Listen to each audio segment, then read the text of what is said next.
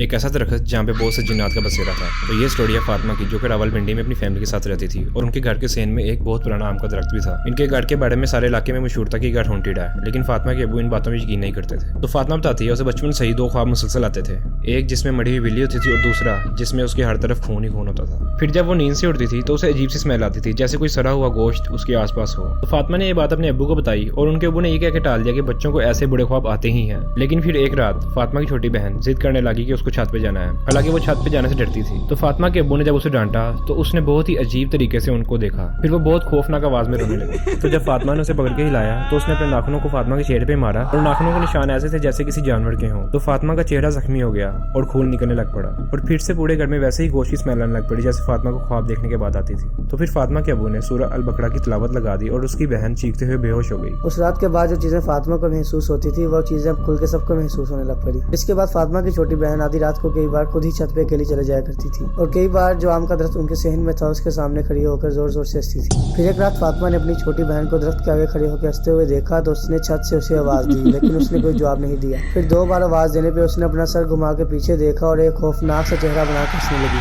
فاطمہ ڈر کے تھوڑا پیچھے ہو گئی، اتنی دیر میں اس کی چھوٹی بہن سیڑھیوں سے بھاگتے ہوئے چھت پر آ گئی اور فاطمہ کو کہنے لگی یہ میری چھت ہے، تم یہاں کیا کر رہی ہو؟ فاطمہ نے ڈر کے چیخنا شروع کر دیا اور بھاگتی ہوئی نیچے آئی تو اس نے دیکھا کہ اس کی بڑی بہن صحن کی سائڈ میں بیٹھ کے مری ہوئی بلی کا گوشت کھا رہی تھی۔ اس وقت کے لیے اسے ایسے لگا جیسے اس کے بچپن کا خواب حقیقت بن کے اس کے سامنے آ گیا ہو۔ فاطمہ نے زور زور سے آیت الکرسی پڑھنا شروع کر دیا اور یہ آوازیں سن کے اس کے امی ابو بھی اٹھ کے باہر آ گئے۔ فاطمہ کے ابو نے اونچی آواز میں سورہ البقرہ لگا دی اور اس کی دونوں بہنیں چیخیں مارتی ہوئی بے ہوش ہو گئی۔ پھر اگلے دن فاطمہ کے ابو ایک مولوی صاحب کو گھر لے آئے تو انہوں نے بتایا کہ اس درخت کے اوپر جنات کے پورے خاندان کا بسیرا ہے۔ تو فاطمہ کے گھر والوں نے اس درخت کو کاٹنے کے بجائے اس گھر کو چھوڑنا بہتر سمجھا، اور اس گھر کو چھوڑنے کے بعد ان کے حالات کافی بہتر ہو گئے۔ آپ بتائیں آپ کی کیا رائے اس بارے میں؟ اگر یہ ویڈیو اچھی لگی اس ویڈیو کو لائک کریں اور شیئر کریں۔